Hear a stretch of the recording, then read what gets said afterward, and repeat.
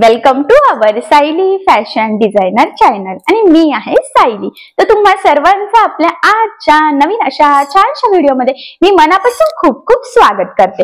तर बघा मग आज मी तुम्हाला खूप सुंदर अशी ब्लाउजची डिझाईन सांगणार आहे। बऱ्याचदा आपल्याला त्याच डिझाईन बघून कंटाळा येतो, युनिक वेगळी आणि ब्लाउजला खूप सुंदर अशी लुक येणारी ब्लाउज डिझाईन बनवायची असते, कारण की साडीचं पूर्ण लुक हे ब्लाउजवर डिपेंड असतं। सो आज मी तुमच्यासोबत खूप छान अशी latest trending blouse design share करणार आहे, ते सुद्धा अगदी सोप्या पद्धतीने, म्हणजे जेणेकरून बाय चान्स जरी तुम्ही कोणी नवीन शिकत असाल तरी सुद्धा तुम्हाला आपला आजचा हा व्हिडिओ बघून अशी छानशी ब्लाउज डिझाईन सहज बनवता येईल। आणि सगळ्यात महत्त्वाचं म्हणजे मी तुम्हाला या ब्लाउज डिझाईनची संपूर्ण कटिंग आणि स्टिचिंग अतिशय सावकाश स्टेप बाय स्टेप आणि खूप काही महत्त्वाच्या टिप्स अँड ट्रिक्स सांगणार आहे, जेणेकरून हा व्हिडिओ बघून अशी छानशी ब्लाउज डिझाईन बनवणं तुम्हाला खूपच सोपं जाईल। ठीक आहे, सो चला मग आता वेळ न घालवता आपण आपल्या आजच्या छानशा व्हिडिओला सुरुवात करूया। आणि हा व्हिडिओ तुम्ही स्किप न करता पूर्ण नक्की बघा, जेणेकरून तुम्हाला आपला आजचा हा व्हिडिओ बघून अशी डिझाईन बनवणंच नाही तर ती प्रॉपर फिनिशिंग सहित कशी बनवावी तर हे सुद्धा सहजच लक्षात येईल। ठीक आहे, तर हे बघा, इथे तुम्ही बघू शकतात की हा आहे ब्लाउज पीस आणि आपण इथे कॉन्ट्रास्ट कपडा घेतलेला आहे। सो कॉन्ट्रास्ट कपडा यूज करून आज आपण खूप ट्रेंडिंग न्यू लुकमधली ब्लाउज डिझाईन बनवणार आहोत। तर बघा मग इथे अस्तर आणि मेन फॅब्रिक असं दोन्हींची आपण कटिंग करून घेतलेली आहे। आणि सगळ्यात आधी आता मी तुम्हाला या बॅक पार्टचं मेजरमेंट कसं आहे ते सांगते, म्हणजे तुम्हाला तुमच्या मापानुसार या डिझाईनसाठी कशा पद्धतीने कटिंग स्टिचिंग करावी तर हे सहजच लक्षात येईल। तर बघा, ब्लाउजची उंची आहे 13, 1 इंच मार्जिन, असं टोटल आपण 14 इंचाला मार्किंग करून घेतलेली आहे। त्यानंतर इथून घेतलेला आहे 2.5 इंचाची गळारुंदी आणि 5.5 शोल्डर। तर 2.5 इंच गळारुंदीची आपण इथे मार्किंग करून ठेवूयात, जेणेकरून गळ्याची मार्किंग करणं आपल्याला सोपं जावं। त्यानंतर याचा जो काही मुंडा आहे तर तो सुद्धा आपण 5.5 इंच घेतलेला आहे। आणि खालच्या साईडला आता आपल्याला छातीचा चौथा भाग अधिक 1.5 इंच किंवा 2 इंच मार्जिन ॲड करायचं आहे। तर 8 चौक 32 आणि 2 इंच असं टोटल 10 इंचाला मार्किंग करून हा बॅक पार्ट आपण इथे कटिंग करून घेतलेला आहे। आता सगळ्यात आधी गळ्याची जी काही मार्किंग आहे तर ती आपल्याला इथे अस्तरच्या बॅक पार्टवर करायची आहे, तर ती आपण करून घेऊयात। तर बघा मग आता तुमचा जेवढा गळा असेल ना तर त्यामध्ये अर्धा इंच एक्स्ट्राचं मार्जिन ॲड करायचं आहे आपल्याला। तर बघा, इथे मी 10ला मार्किंग केली, 9.5चा गळा होता आणि 2.5 इंच गळारुंदीची खालच्या साईडला एक मार्किंग करून घ्यायची आहे। ॲक्च्युली वरच्या साईडला तर आपण मगाशीच केलेली आहे। आणि त्यानंतर पट्टीच्या सहाय्याने आपल्याला इथे एक लाईन ड्रॉ करून बॉक्स काढून घ्यायचा आहे। तर बघा, ही आपली बेसिक स्टेप आहे। तुमचा गळा कुठलाही असो, तुम्हाला अशा पद्धतीने सगळ्यात आधी हा बॉक्स काढावाच लागतो। आता हा बॉक्स ड्रॉ झाल्यानंतर इथे आपल्याला जो काही आपला गळ्याचा आकार आहे तर तो इथे मार्क करून घ्यायचा आहे। तर तो आपण इथे आता मार्क करून घेऊयात। तर बघा मग इथे 1.5 इंचाला मार्किंग करायची आहे आणि त्यानंतर इथून आता वरच्या साईडला आपल्याला हा शेप द्यायचा आहे। इथून बघा, तुम्ही व्यवस्थित बघा, मी अतिशय सावकाश तुम्हाला सांगण्याचा इथे प्रयत्न करत आहे। आता इथपर्यंत दिल्यानंतर इथून थोडासा किंचित आपल्याला तो बाहेर करायचा आहे, कारण की तो मुंड्याला जॉईंट पण करायचा आहे आपल्याला खरं तर। आणि त्यानंतर इथून बघा, ह्या पद्धतीने वरच्या साईडला तो आपल्याला मॅच करायचा आहे। ठीक आहे, सगळ्यात आधी एकदम फेंट मार्किंग ह्या पद्धतीने गळ्याची करून घ्यायची आहे। त्यानंतर बघा मग काय करायचं आहे आता आपल्याला, तर बघा इकडनं 3 आणि 2.5 असं 2 मार्किंग करायचे आहे। आता ज्या मार्किंगला आपला शेप मॅच होईल त्या मार्किंगला तो होईल। हे बघा, तर 3 पासून आपण इथे मॅच केलेला आहे, तर तो बरोबर आता इथे आपला मॅच झालेला आहे। ठीक आहे, आता खालनं एक मार्किंग केली आहे, साईडने पण एक बरोबर त्या शेपला आपण मॅच केली। त्यानंतर इथून आता आपल्याला 1.5 इंचाला मार्किंग करून घ्यायची आहे, म्हणजे जशी खाली केली होती ना सेम त्याच पद्धतीने। तुम्हाला वाटत जर असेल तुम्ही 1 इंचाला पण करू शकतात, म्हणजे मधला जो काही शेप आहे तर तो थोडा छोटासा तयार होईल। किंवा मग 1.5ला केला तरी सुद्धा चालेल, प्रॉपर असा शेप तयार होईल। बऱ्याचदा तुम्ही 1.25ला सुद्धा तिथे मार्किंग करू शकतात, जर का तुम्हाला तो शेप थोडासा मोठा हवा असेल तर ते तुमच्यावर डिपेंड आहे। ठीक आहे, तर बघा मग मी सध्या तर इथे फक्त 1.5 इंचालाच मार्किंग करून घेते। आणि त्यानंतर आता हा जो काही शेप आहे तर तो बरोबर आपल्याला इथे मॅच करायचा आहे, म्हणजे 2-3 ठिकाणी चेक करत करत आपल्याला हा शेप इथे ड्रॉ करायचा आहे। आता इथून मी डार्क करून घेते, म्हणजे मग कुठला फायनल आहे तर हे तुमच्या सहज लक्षात यावं यासाठी। आणि बघा मग मी इथून डार्क केलेला आहे। ठीक आहे, तर आता हा साईडचा शेप केला, इथला आणि इथला पण करून घेते। आता हा आपला फायनल शेप झाला। तर आता सगळ्यात आधी हा मधला शेप आपल्याला इथे ड्रॉ करून घ्यायचा आहे। तर बघा मग मी एकदम व्यवस्थित प्रॉपर असं इथे कट करून घेतलेला आहे, म्हणजे कट करायचं होतं ड्रॉ केलेला. ठीक आहे. आता सगळ्यात आधी आपल्याला इथे अस्तर आणि मेन फॅब्रिक एकमेकाला जोडून घ्यायचं आहे, म्हणजेच आता आपल्याला डिझाईन स्टिच करायला इथे सुरुवात करायची आहे. तर बघा मग सगळ्यात आधी काय करायचं आहे, आता आपल्याला जो काही आपला ब्लाऊजचा बॅक पार्ट आहे तर तो सरळ ठेवायचा आणि आपण कटिंग केलेला अस्तरचा बॅक पार्ट त्यावर ठेवून घ्यायचा. सेंटरला एक पिन आणि दोन्ही साईडच्या शोल्डरला एक एक पिना लावायच्या. आता शोल्डरला पिना लावल्यानंतर टेपच्या सहाय्याने गळारुंदी व्यवस्थित आहे की नाही तर ते एकदा चेक करायचं, कारण इथे जर चुकलं तर मग लगेच शोल्डर उतरण्याचे चान्सेस राहतात. आणि या पद्धतीने गळ्याच्या साईडने साधारणतः 1/2 इंच एवढं मार्जिन ठेवत आपल्याला इथे टीप मारून घ्यायची आहे.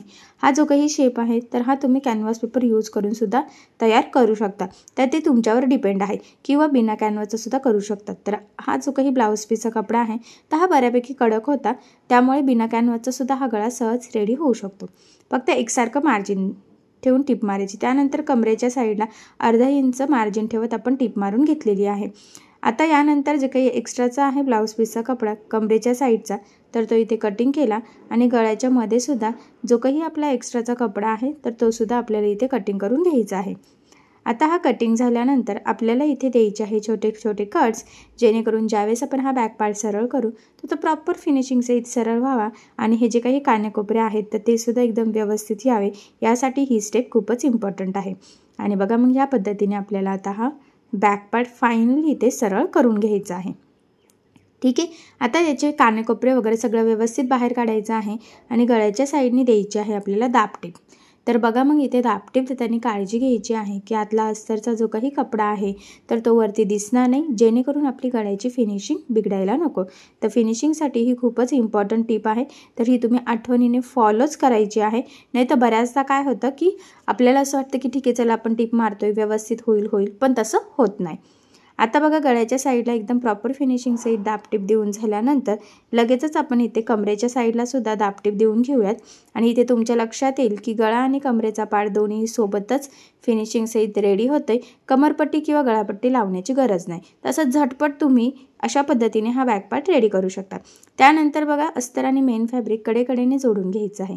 आता हे जोडताना जेवढं शक्य आहे तेवढं कमीत कमी मार्जिन आपल्याला इथे पकडायचं आहे, कारण हे मार्जिन आपण कुठेही कॅल्क्युलेट केलेलं नसतं.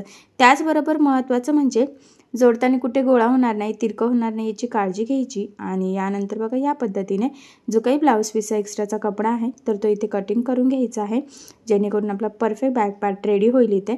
कारण तुम्हाला सगळ्यांना माहीत आहे अस्तरवर परफेक्ट कटिंग असते आणि ब्लाऊज पीसवर आपण थोडंसं मार्जिन ठेवतो स्टिच करताना इझी जावं यासाठी. मग ते सगळ्यात आधी पुढची डिझाईन बनवण्याच्या आधी एक्स्ट्राचं कट करून परफेक्ट मापाचा बॅक पार्ट रेडी करायचा. तर बघा ही फायनल मार्किंग केली आणि इथे प्रेस करून घेऊयात. आणि प्रेस केल्यानंतर इथे सुद्धा फेंट मार्किंग दिसते, तर ती फक्त डार्क करायची. ठीक आहे. आता ही मार्किंग झाल्यानंतर आपण हा पार्ट इथे सध्या साईडला ठेवून घेऊयात. आणि बघा मग जो काही कॉन्ट्रास्ट कपडा होता तर त्यामध्ये आपल्याला जवळजवळ इथे 3x3चे चौकोन इथं कट करून घ्यायचे आहे. खूप छोटे केले तर डिझाईन बनवायला अवघड जाऊ शकतं किंवा मग ती डिझाईन प्रॉपर दिसत नाही, त्यामुळे मग मी इथे 3x3चे घेतलेले आहे. आता हे कट करून झाल्यानंतर बघा ह्या पद्धतीने फोल्ड करायचं आहे आणि खालच्या साईडला टिप मारून घ्यायची आहे. तर मी तुम्हाला बघा 2-3 करून दाखवते, म्हणजे तुमच्या लक्षात येईल की कशा पद्धतीने फोल्ड करत आपण हे थोड्या वेगळ्या पद्धतीचे त्रिकोण तयार करून घेत आहोत. तर हे सध्या ट्रेंडिंग अशी ही डिझाईन आहे, नवीन पद्धतीची आहे आणि खरं तर लूक खूप सुंदर येतं. तर तुम्ही सुद्धा अशी डिझाईन सहज बनवू शकतात. आणि सगळ्यात इम्पॉर्टंट गोष्ट ही आहे की याची पद्धतसुद्धा खूप सोपी आहे, खूप अवघड आहे असं काहीही नाही आहे. ठीक आहे. सो बघा मग सेम ह्याच पद्धतीने आता हे सगळे त्रिकोण आपण करून घेऊयात. म्हणजे रेग्युलर जसं त्रिकोण करतो ना तसं फोल्ड केल्यानंतर अजून एकदा फोल्ड करायचं आहे आणि सरळ टिप मारायची आहे. ठीक आहे. तर मग चला हे सगळे रेडी करून घेऊयात आता आपण. आणि बघा मग सगळे रेडी झाल्यानंतर साईडचा जो काही एक्स्ट्राचा कपडा आहे ना तर तो इथे कट करून घ्यायचा आहे, कारण तर थोडासा तरी एक्स्ट्रा होतच असतो. ठीक आहे. आता हे रेडी झालेले आहेत, आपण इथे बॅक पार्टला लावून घेऊयात. तर बघा ते अशा पद्धतीने आपल्याला ठेवायचे आहे. आपण खूप जवळ करू शकतो किंवा थोडासा डिस्टन्ससुद्धा सोडू शकतो. तर मी थोडंसं डिस्टन्स सोडत लावत आहे. तर कंटिन्यू लावायचे आहे. महत्त्वाचं म्हणजे हे त्रिकोण थोडे वेगळ्या पद्धतीचे आहे की यासाठी तुम्हाला त्याच्यामध्ये डिस्टन्स नको, एकदम व्यवस्थित एकसारखे लावायचे आहेत. बघा तर ते बरोबर मोजूनच बसतील अशा पद्धतीने आपण इथे लावून घेतले. आता एक साईडने लावून झालेले आहे, सेम त्याच पद्धतीने आता आपण दुसऱ्या साईडला सुद्धा इथे लावून घेऊयात.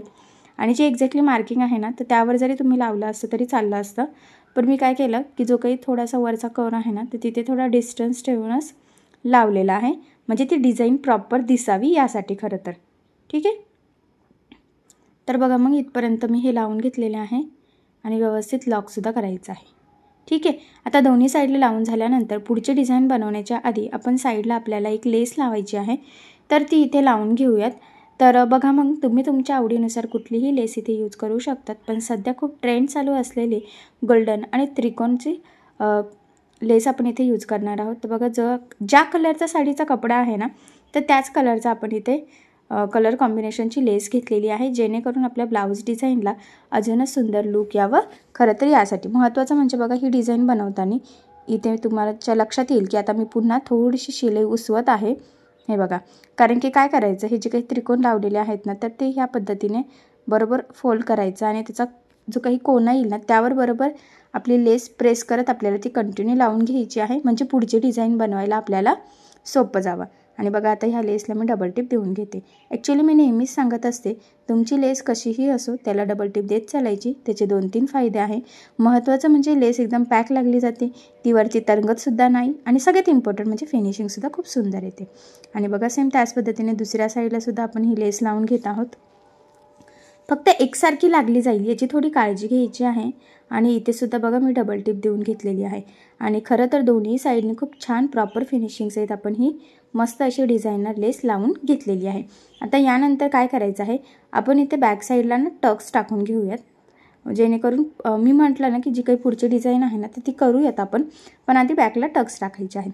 तर बघा सेंटरपासून 4.5 आणि उभं 4 इंचाच्या टक्सची मार्किंग करायची आणि साईडला अर्धा इंच. ठीक आहे. आता जी मार्किंग केली त्यावर ह्या पद्धतीने फोल्ड करत तिरका टक्स आपल्याला टाकून घ्यायचा आहे.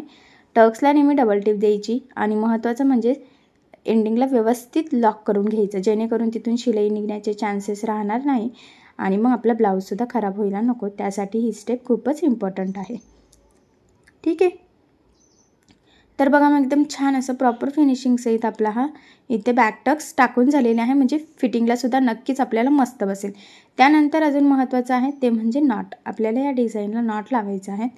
तर रेडीमेड गोल्डन कलरचे नॉट आपण इथे घेतलेले आहे. एका ब्लाऊजला 1 मीटर सफिशियंट असतात आणि साधारणतः शोल्डरपासून 2.5 ते 3 इंच खाली आपल्याला हे लावायचं असतं.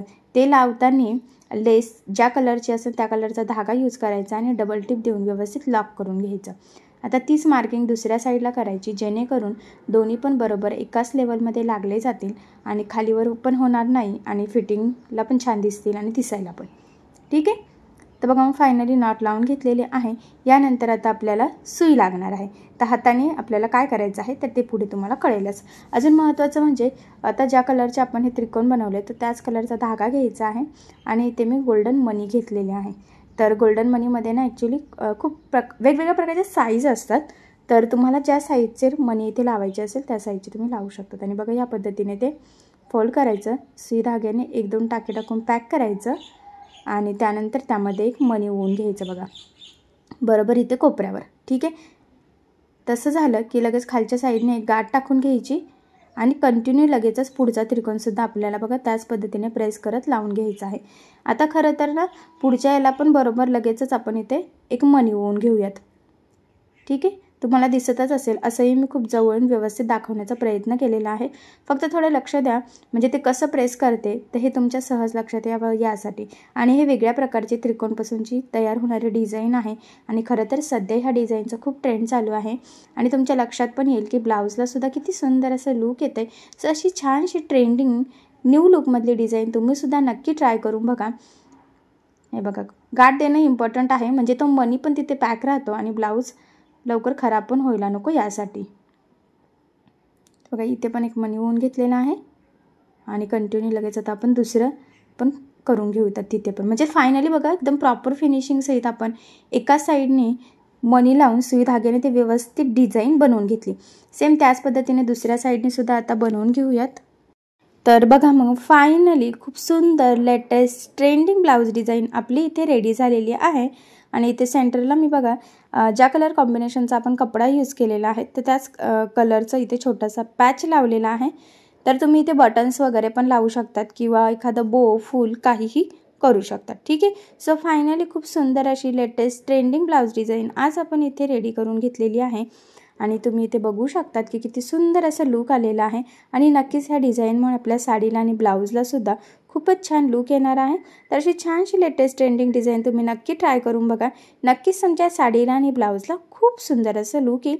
आणि महत्त्वाचं म्हणजे मी खूप सोप्या पद्धतीने सांगितलं आहे, सो ट्रेंडिंग ब्लाऊज डिझाईन नक्की ट्राय करून बघा, ठीक आहे। आणि जर काही प्रॉब्लेम येत असेल तर मला कमेंट करून नक्कीच कळवा, मी तुमच्या प्रश्नाचे उत्तर देण्याचा नक्कीच प्रयत्न करेन।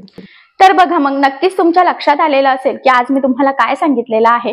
महत्त्वाचं म्हणजे आज मी तुम्हाला संपूर्ण कटिंग आणि स्टिचिंग अतिशय सावकाश स्टेप बाय स्टेप आणि खूप काही महत्त्वाच्या टिप्स अँड ट्रिक्स सांगितलेलं आहे, जेणेकरून तुम्हाला आपला आजचा हा व्हिडिओ बघून अशा पद्धतीने सहज स्टिच करता यावं। एवढंच नाही तर फिनिशिंग साठी सुद्धा महत्त्वाच्या टिप्स अँड ट्रिक्स सांगितलेल्या आहे, सो त्या फॉलो करा, नक्कीच तुमची फिनिशिंग सुद्धा खूप सुंदर येईल। आणि महत्त्वाचं म्हणजे या व्यतिरिक्त जर तुम्हाला काही प्रॉब्लेम येत असेल तर मला कमेंट करून नक्कीच कळवा, मी तुमच्या प्रश्नाचे उत्तर देण्याचा नक्कीच प्रयत्न करेन, ठीक आहे। सो चला मग आता आपण आपला आजचा व्हिडिओ इथेच थांबूयात आणि तुम्हाला आपला आजचा व्हिडिओ कसा वाटला हे मला कमेंट करून नक्की कळवा।